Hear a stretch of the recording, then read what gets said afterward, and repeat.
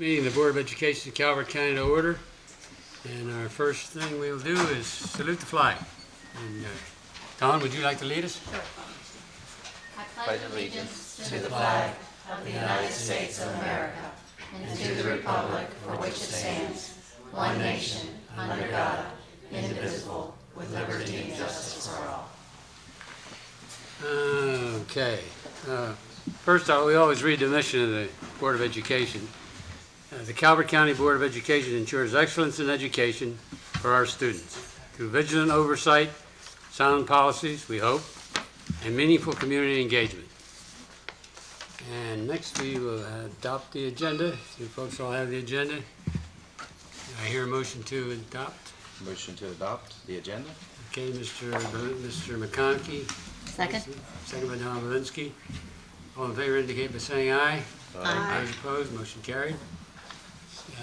Next will be the adoption of the minutes. Motion to adopt the minutes. Motion by Mr. Valinsky, second by Mr. McConkey. All in favor indicate by saying aye. Aye. Those opposed, motion carried. And we're now to Eagle Scout proclamations. You have Yes. two of them. Who has the?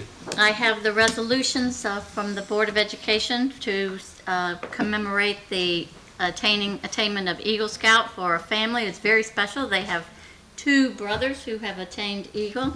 Sons. Brothers, I don't know where I got that. Two sons who've attained Eagle Scout. Tyler Adam Kinnear has distinguished himself among the Boy Scouts of America by being elevated to the Eagle Scout. He has demonstrated leadership, commitment to the principles of scouting, and service to the community. On his attainment of Eagle Scout, he earned 31 merit badges.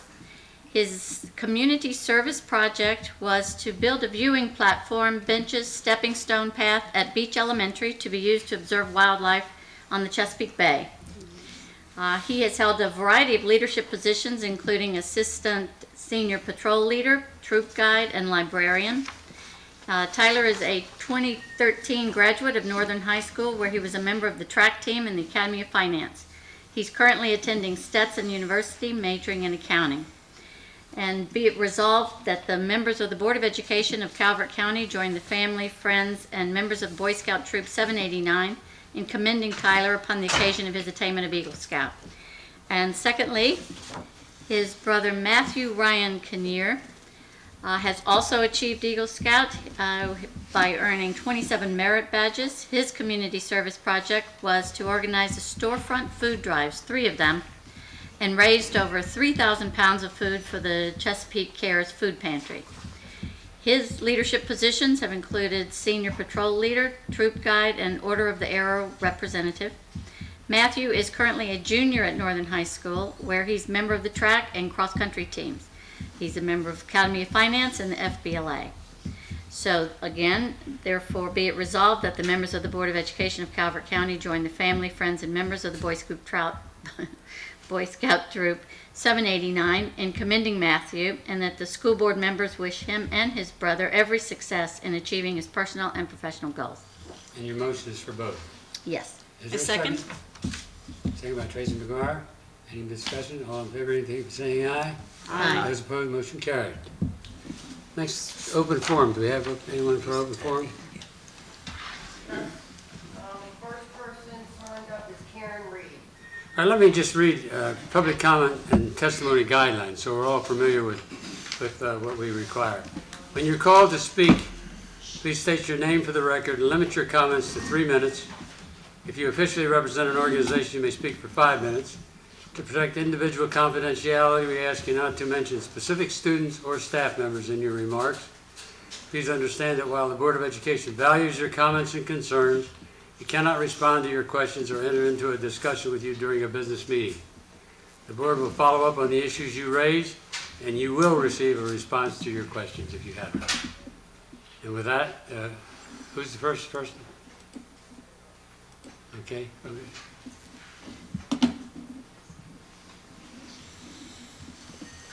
Hello.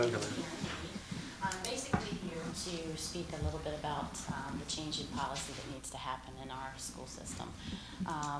There should not be a blanket policy when it comes to these incidences with regard to hand gestures of guns. my son was involved in one, which is why I'm here speaking about this. This should be at the combined discretion of the school administration and the parents. A 5-year-old coming to a school with a toy should not be lumped into the same category as a teenager with a switchblade.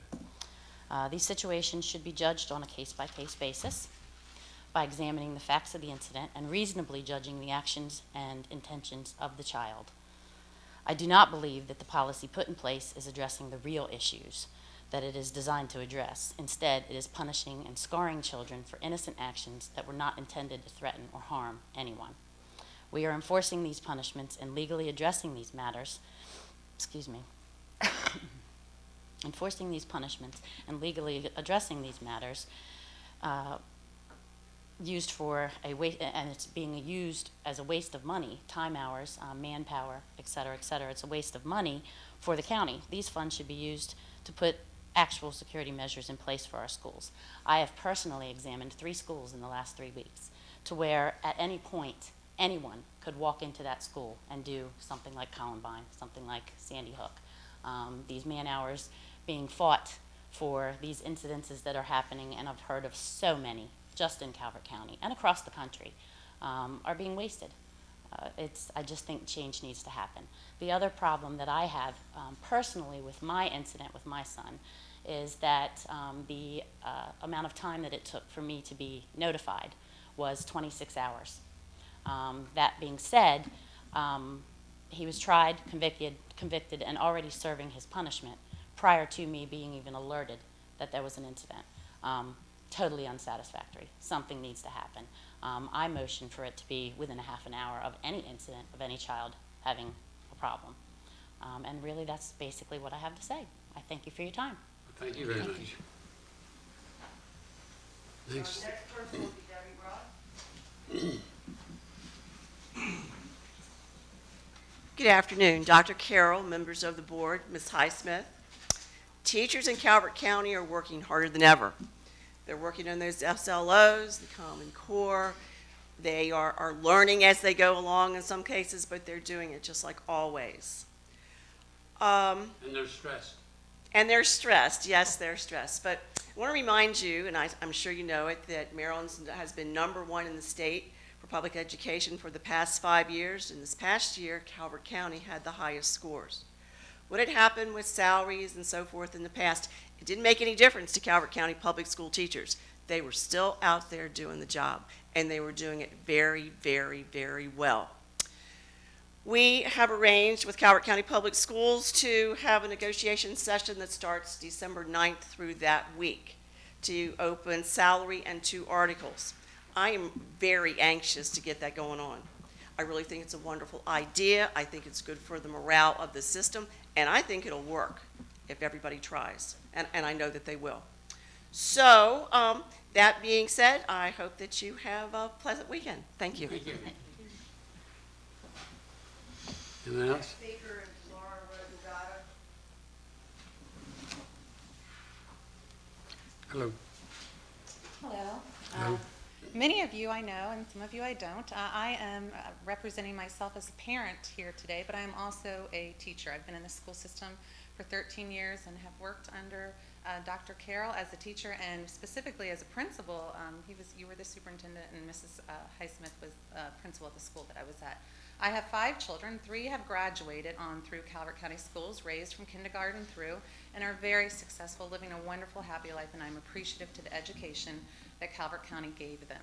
I have 2 more children that I have tried to put into Calvert County schools, but I no longer am able to this year, but I would like to return them back here, and I will tell you why my problem. My problem is with policy 1515 right now that is under review. There are many problems with this policy, and we need to address them, and we need to bring trust back to parents and the public. I'll give you 3 incidents that I want to talk about in particular. I want to talk about zero tolerance. I want to talk about not the object but the threat, and I want to talk about time passed when a child is suspected of a serious infraction and when parents are notified. So first we'll talk about zero tolerance. I won't bother to ask you if we are on a school system under zero tolerance because I've asked that question. I've received different answers on that same question. And at the top all the way down. So from Dr. Smith at the moment, when I was asking recently, down, I have asked this question. First, we need to understand and we need to communicate, are we a zero-tolerance school system or not? If we are a zero-tolerance school system, let's look at that because it's flawed. Zero tolerance happened out of Columbine. That's where it derived from in the 80s, and I'm probably giving you information that you already knew, but let's just make sure it's all out there. There were other things that were derived out of Columbine, how we dealt with if there was a shooter in the school. And we know now that we don't do that anymore, how we decided to do that then because it was a flawed way of reacting. Zero tolerance is also flawed. And I'm not just saying that as a teacher, as a parent, I'm saying that from much research that I've read. I'll tell you two in particular studies recently that are the most recent that I could find through UCLA and also through Duke University where they have presented on this. Zero tolerance policy suspends children at, well, when it was initially, it was supposed to be for, very terrible things and very violent things, but now we found out that that's not happening through their studies. It's actually, zero tolerance is suspending children that have less violent actions when it should be just violence. So what happens when we over-suspend our students?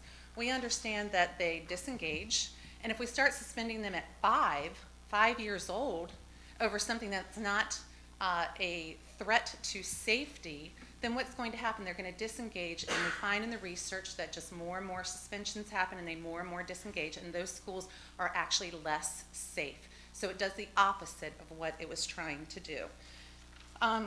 No one is arguing that it is appropriate to play guns, to bring a toy gun, have magazine ads with fishing knives, sticking your thumb or pointer finger up, or even uttering the word gun in a non-threatening way at school without a consequence. But what we're saying is that the consequence needs to address what the action was. If it's not a threatening, violent action, we don't take them out of school.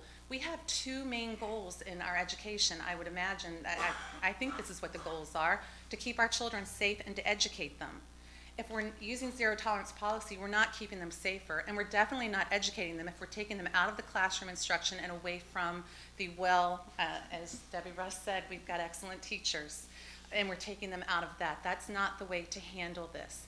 We're not saying to get rid of suspension. We're saying that should be a last result, and we need to make sure that we understand when it's appropriate for out-of-school suspension.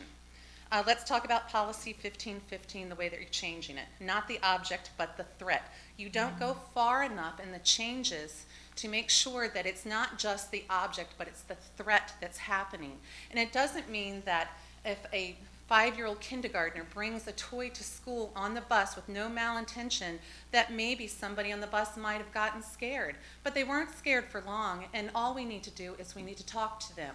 It would be the same thing if a child brought a fake spider onto the bus and they were scared. Are we going to suspend that child for the fake spider, or are we going to talk to the child that was scared and express to them, it was just a toy and I understand why you were scared, but you're okay?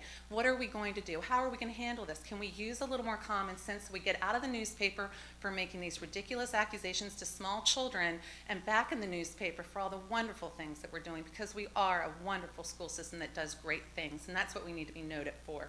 Okay, the last thing I want to talk about is time passed when a child is suspected of a serious infraction and when parents are notified. Well, the way the policy is written now, and I suspect that we should do this across all of the policies, it's in reasonable time.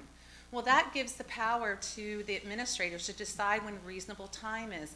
And we can see that that is not clear-cut across the board. I was naive in thinking that if my child went to school, I would be notified reasonably. I thought that my students, if they went to the main office because they were in some serious trouble, I really thought that the principal picked up the phone and called the parents right away.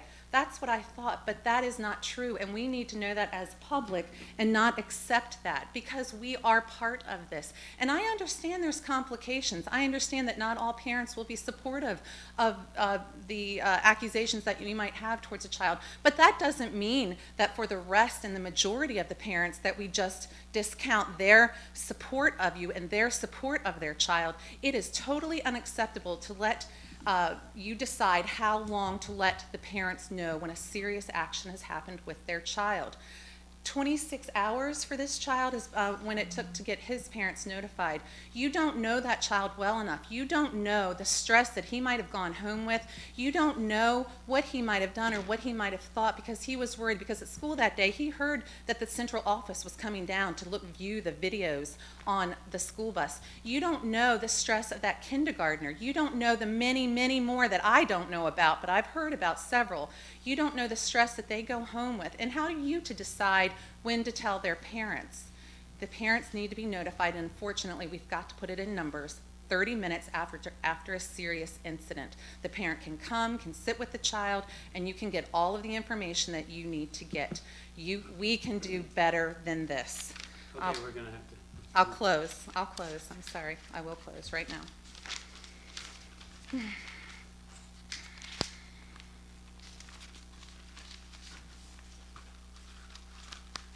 It is simply too easy to suspend a child from Calvert County Public Schools for too long for misbehavior that does not imperil school safety. Suspending a child from school deprives them of the instruction, time, and highly qualified teachers. I beg of you to look at that policy so that no other child is terrified because they make a childish mistake. Thank you. Thank you very much. Do we have, that's it?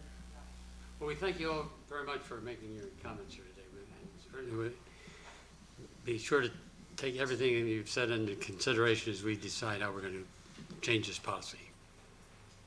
Okay, let's see. Next item is Ms. Highsmith. You got your report. All right, superintendent's report. I'm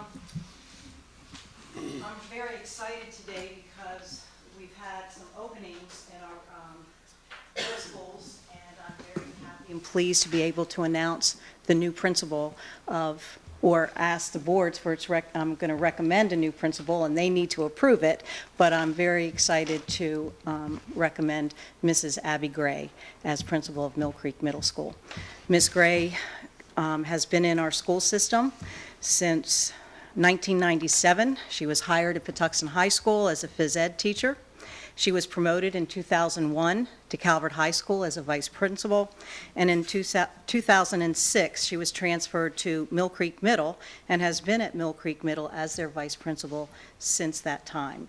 And once we had a retirement effective October 1st, and actually the person who retired was on leave before that, Abby was running the school. So we want to thank Ms. Gray very much for all her dedication to Mill Creek Middle School, and her credentials are outstanding. She has a Bachelor of Science in Education, major in physical education. She has a master's in education with a focus on technology and administration and supervision certificate from Towson University, and she has advanced professional certificates as administrators 1 and 2. So thank you, Ms. Gray, and I recommend to the board approval of Ms. Gray for principal. Do you want us to take action now? Yes, I would. Okay. I'll make a motion to approve, Ms. Mr. Gray. Conkey makes a motion. Mr. Shinelli, seconds. Second. Any discussion? All in favor indicate by saying aye. Aye. Those opposed? Motion carried. Okay, I think it's a wonderful congratulations, Abby. appointment. Please come up. Come on up.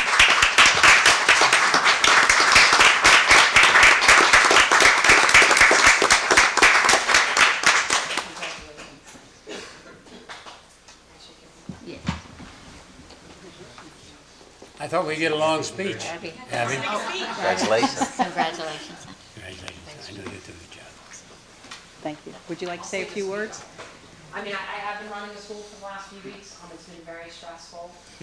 I just implore Calvert County Public Schools to move fast to fill my space because we're essentially in the same situation we were in. I love the community. I love the staff and the students, and we do work really hard to have students be successful at Mill Creek. So thank you. Thank you. I would like to give some background on some other appointments that have been made. Unfortunately, they were not present when the board approved their positions, but I would like them to be formally recognized by the board. First being Anthony Navarro, the assistant superintendent. He was hired in 1984 and was a teacher at Beach Elementary. He moved to Sunderland. He was a vice principal of Patuxent Elementary from 1992 to 95. In 1995, he moved to Beach Elementary. Then he became a principal in 1999 at Mount Harmony Elementary School, where he stayed until 2009. And there he became the principal at the Career and Technology Academy. He is graduated from the University of Maryland with a Bachelor of Science degree in elementary ed and received a Master's of Education from the University of Maryland. So I would like to formally present Anthony Navarro.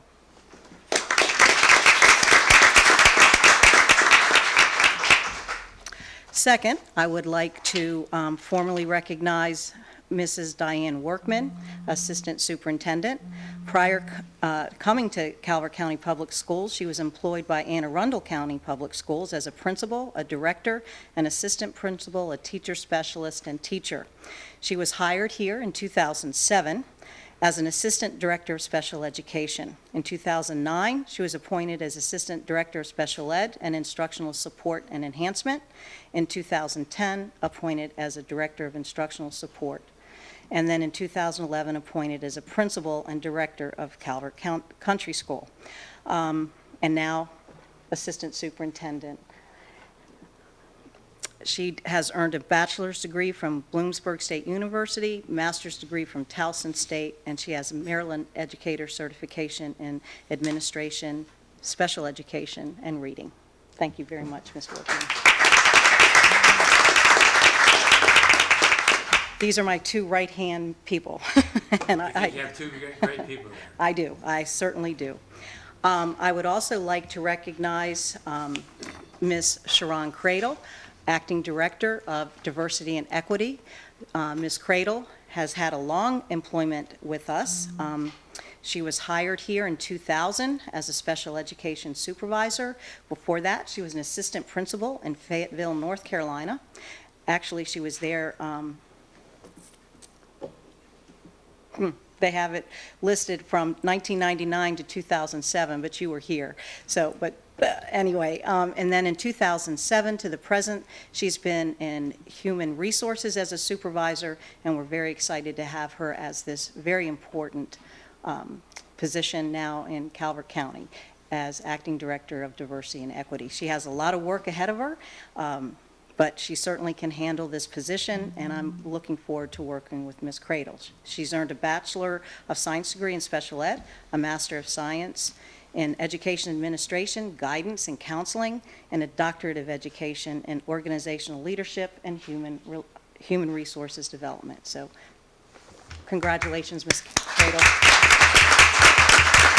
Stand up so people can see you. Oh, there.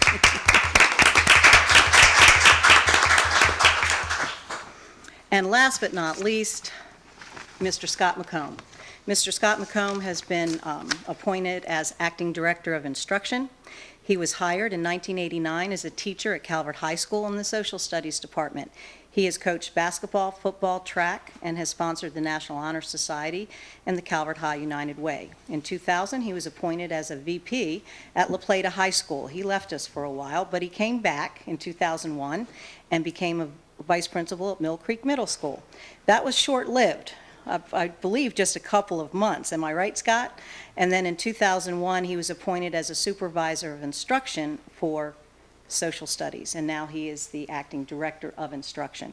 He earned a bachelor's degree from Towson State. He has a master's degree from Western Maryland College in curriculum and instruction, a Maryland Educator Certification, Administration, History, and Social Studies, and he's currently enrolled at Notre Dame of Maryland. So congratulations, Scott.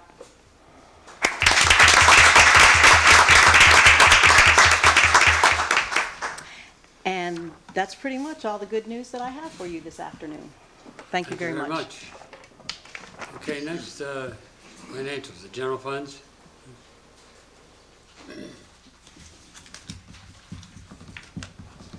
Ms. Hutchins?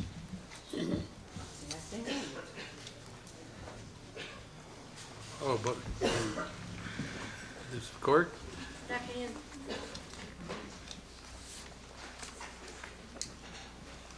Before you are the September fiscal year 2014 numbers. For the unrestricted budget, it now totals $196.3 million, and that includes the budget adjustment that you approved at your last meeting for school safety and security. Month-to-date expenditures total $16.3 million. Year-to-date expenditures $31.3 million. And encumbrances and commitments total $141 million. For year-to-date total expenditures and encumbrances of almost $0.1 million. Month-to-date revenues received total $24.1 million. And year-to-date revenues received total $37.9 million. I believe that we've captured the effects of all the administrative changes due to the reallocations of staffing, and we'll be bringing before you a budget adjustment next month to make up for some of the differences that you see in various salary lines. Moving on to the trend reports. May I ask a question on the general fund report? Under the instructional textbooks and supplies for the guidance money for anti-bullying, conflict resolution, suicide prevention, it looks like we're not spending any money on those programs so far this year. I'm concerned that means that we're not actually addressing those problems, and I would like to hear about why we're not spending money in those categories. That would be student services. That's their initiatives and for anti-bullying and the harassment. So I'm sure that they have plans for that money, and that they just have not encumbered it as of yet, but they do have programs that they have and that they're working on. Well, we've certainly done a lot in that area anyway, right? Yes. We have the summits that are coming up, and those all take money. So. Tammy, this is just another learning experience on my part. The adjustments that you talked about, that not adjustments, the money that open POs and that had not been closed out, now they're closed out. Would this hit this year's financials? You don't actually see them on the budget actual reports because these reflect the revenues and expenditures of this particular fiscal year. So when a fiscal year closes out, you see the encumbrances as of the end of that fiscal year. Right. When you see it is actually on the balance sheet and the financial statements, the audited financial statements that are presented in November. Okay, so are they in here, the one that says actual? Not yet. This is what you gave? That's the revenues and expenditures on the income statement. You'll actually only see it on the balance sheet. It's only on the balance sheet? Only on the balance sheet. I got you. So that's why we can't get it on a category by category? Yes. Yeah. Okay, That's the governmental I'm understanding accounting. this, okay. For you. Yeah, that's really frustrating. But we could get it It's that way if different. we wanted it, right? We can Well- start tracking it if you want it. It's not something that we track at the categorical level at this time because it's not required under governmental accounting. Yes. If We need to talk about that. if it's easy to push a button and come up with It's not easy to push a button. just the adjustment part, not revising prior year financial statements, so that's not possible? Because I don't want to cause you guys any work, frankly, you're already swamped. I'll have to ponder that, how we could easily do that Okay. for you. Okay. So moving on to the trend charts. Percentage of budget committed is at 88%. Just a second to come up.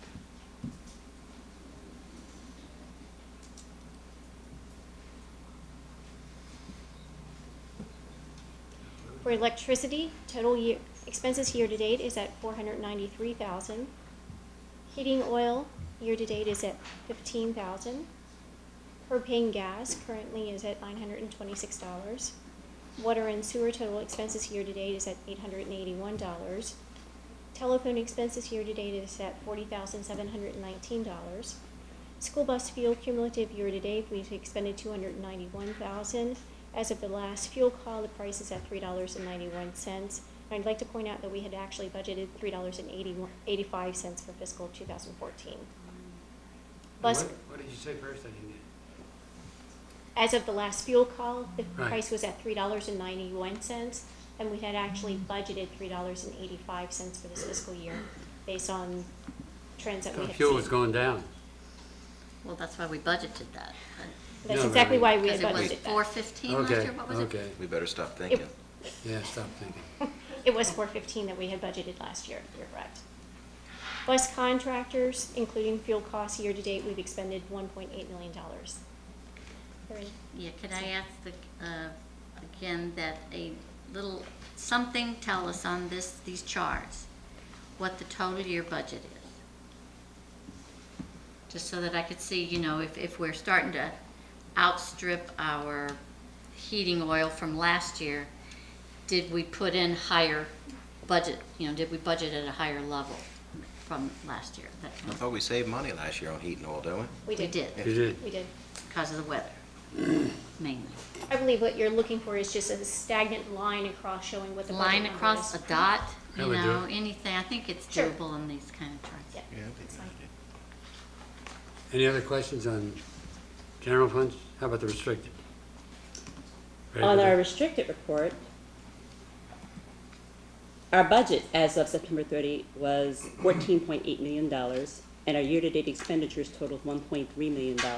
We did acquire one new funding source during the month of September. That's under other programs, and that is the Cove Point Bay Trust program for $2,000, and that's just to cover transportation costs for trips to Anne Marie Gardens. Are there any questions about the restricted programs? That's good, 'cause I Don't have many restricted funds for all the requirements that are put on us for taking them, do we? I'm sorry, could you repeat that, please? I'll leave it. So does the closure of the federal government, are we not reporting things to them right now? or We're is still it- reporting. We received guidance from them last week indicating that at this time, the shutdown does not impact our federal programs like Title I and our special ed, which is the bulk of our federal funding. They're expecting to be able to cover the reimbursement of those expenditures, at least on a short-term basis. We do, as you know, submit our expenses on a reimbursement basis to them. So we incur the expense first, and then on a monthly basis, we submit those expenditure amounts to them for reimbursement. So at this time, they do anticipate being able to continue to reimburse us. And I had heard that some Head Start programs were shut down. It because doesn't impact ours. It does Ours not. was approved in FY That is 13. excellent news, thank you. You're welcome. Well, the DC was saying that they're having severe credit crunch because of the shutdown. So you're saying since we're on a reimbursement, maybe they didn't have the cash to even fund the program. I mean, It I flows don't through know. the state. Sorry? It flows through the Our state. federal, yes, programs do flow, the funding flows through the state. Okay. Okay, construction funds. During the month of September, we expended $163,000 against current year budgets and $1.1 million against prior year encumbrances. Total expenditures for construction were $1.3 million for the month of September. Are there any questions about construction? Just a general question. We recently had a meeting with the commissioners, and they put up what their construction, their capital projects were. And they said that the Board of Ed was a certain percentage. I don't know if it was like 40, 45%. Either George, you might know it, or Tammy, you might know it. My question is does that percentage include the state money? Because in their capital projects, they're including the flow through from the state. Like they say we're going to need $4 million or they're going to give us $4 million for Calvert High School. Well, that includes only like 1.6 from the local, from the county, and then the rest comes from the state. So my question is, if they're telling us that we're such a large percentage of their capital budget, maybe we're not, because, we only need a smaller amount from the county. I just wonder, do we know? Typically, their percentage does reflect the state contribution as well, so that would be an accurate statement. So it's Calvert County half Public the rate. Schools typically is the largest component of their budget, even if you were to back that out. Oh, it But- would still be? Yes. So I guess my 40% wasn't right then.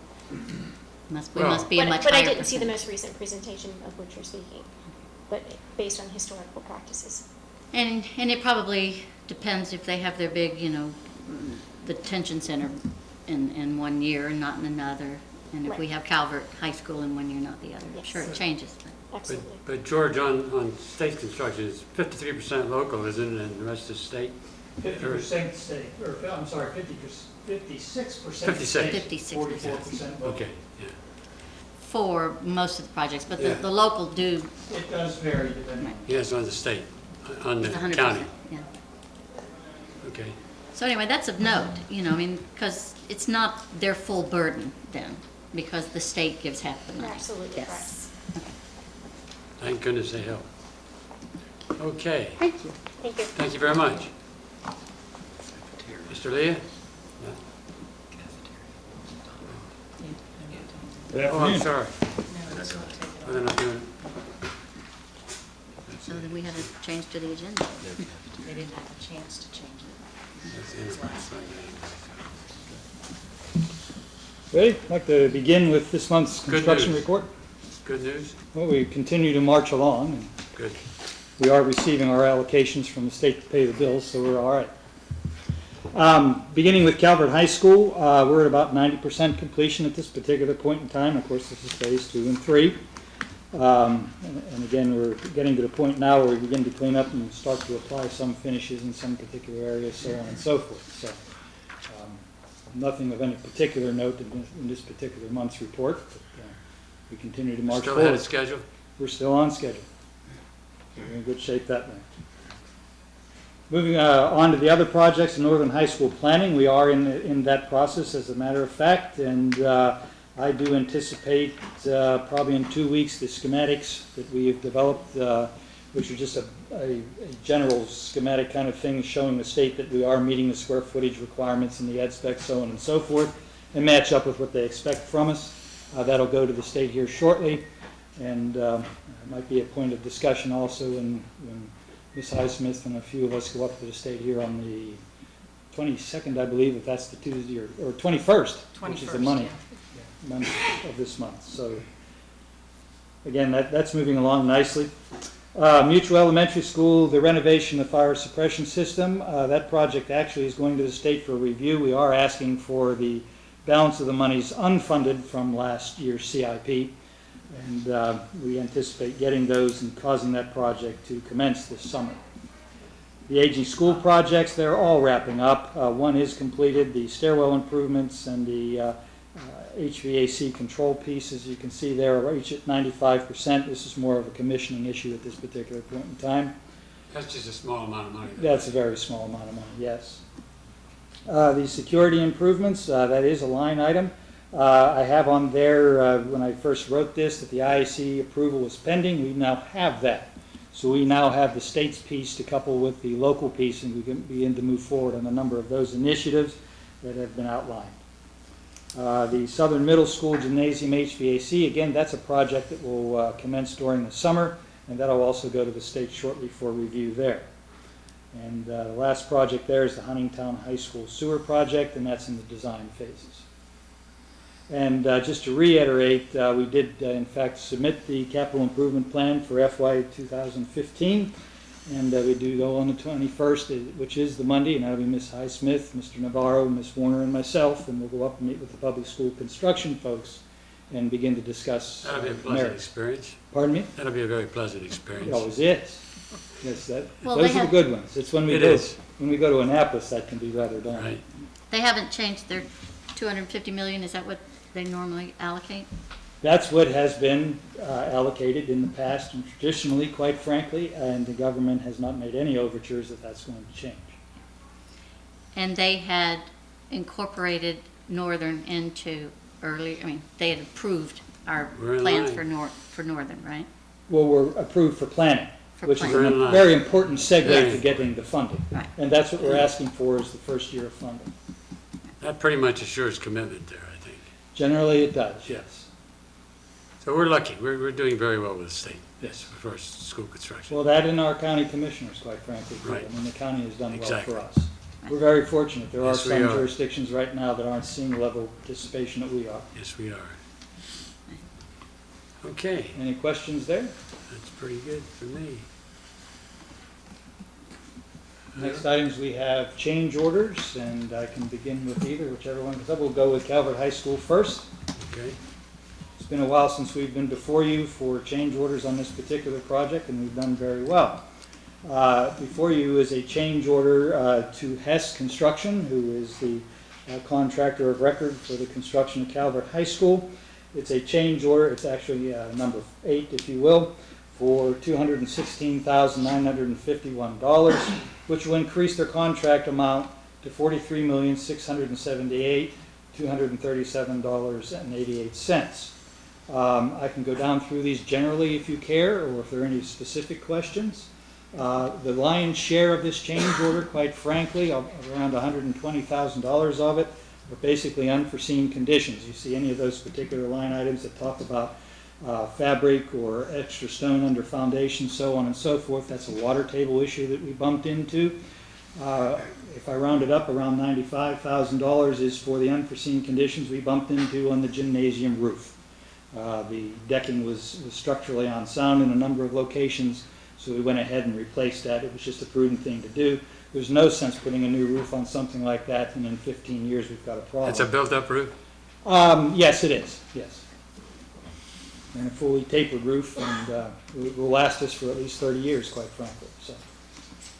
But Well, when really, we we opened haven't it had up- many change orders on this project, have we? We haven't, quite frankly. Most of good. them would be owner-generated type things. We made some changes just to bring it up to snuff with current standards and instruction, so on and so forth. You remember early on we changed technology classrooms and things like that. So we've done very well.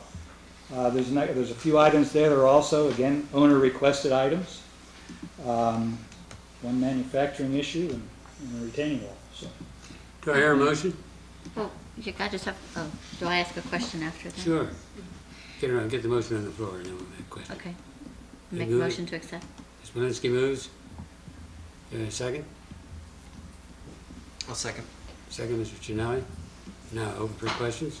Can you explain the water table issue? With all of the rain we had, the water table, when we began to get into the deep foundations and also the very deep excavation in the parking lot for the water restoration and water table system, it's a basket type arrangement. It was 2 foot higher than it was on our borings when we did them a number of years ago. So with the water table being that high, we had to accommodate or somehow adjust for it. And one easy way to do it is just to somewhat under-excavate, go ahead and put a bed of gravel down or float a concrete slab down, and then start your construction on top of that. If not, you can't work. The water comes on us faster than we can get it to disappear. So a water table is different from an aquifer, right? Oh, yeah. Yeah. I'm just surprised that we have, I mean, does that mean it's like a clay base and the water can't go anywhere? Is this what we're talking I about? needed to be a geologist. We have a perched water table there due to the geographic strata, and a lot of it's a marled clay layer there, of which there are a couple. And of course, we were pretty much knocking on the door on the top of the one, so all the water was standing there. In the building itself, it has a pumping system to deal with that. We continually will have to dewater. Is that why there are big holding ponds over there? If you see where the water level is, that's where it sort of perks up into that particular, that's why it's wet. So they had to dig lower to fill with gravel? Is that what you're saying? With gravel, that way it allows the water to begin to get out of the area where you're working Right. directly, allows you to pour your concrete. Once you backfill it, it disappears once you get beyond that water table height. Then the men can get back in there and work. So we did some pumping and a number of different things in there to maintain the construction schedule. Was that under the entire foundation that you had to remove? In phase 1, yes, and Good in Lord. this phase also.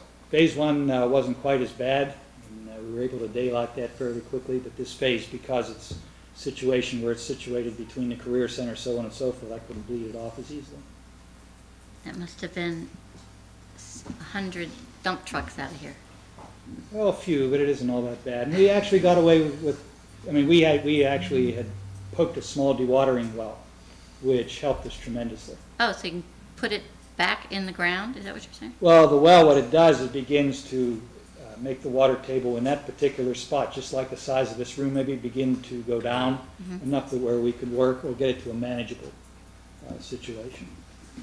So didn't we have a discussion a couple weeks ago about the Calvert High School field well being Yeah. really, Too low. really deep? Like if we put the field Right. where the building is and the building where the field is? Well, that's a potable water issue. Right. Oh, okay. That's a well that's down for irrigation, and at one time it served both schools as far as their potable drinking water, Ah. if you will. Completely different scenario. This is pretty much on the surface. Okay, okay, Trapped surface water, right? Yes, yeah. and it won't percolate down through. Right. And then last question, the oil tank remediation, was that a buried oil tank that we didn't know about, or what is it? Well, we knew about it. It had been remediated a number of years ago, but they were not able to pull it out of the ground, so the state said, well, you'll go ahead and fill it with concrete, which means at some point in time, somebody's gonna have to deal with it, and that was us when we did that. Was this like environmental fees? I mean, did they have to do Yes. soil testing and all that stuff?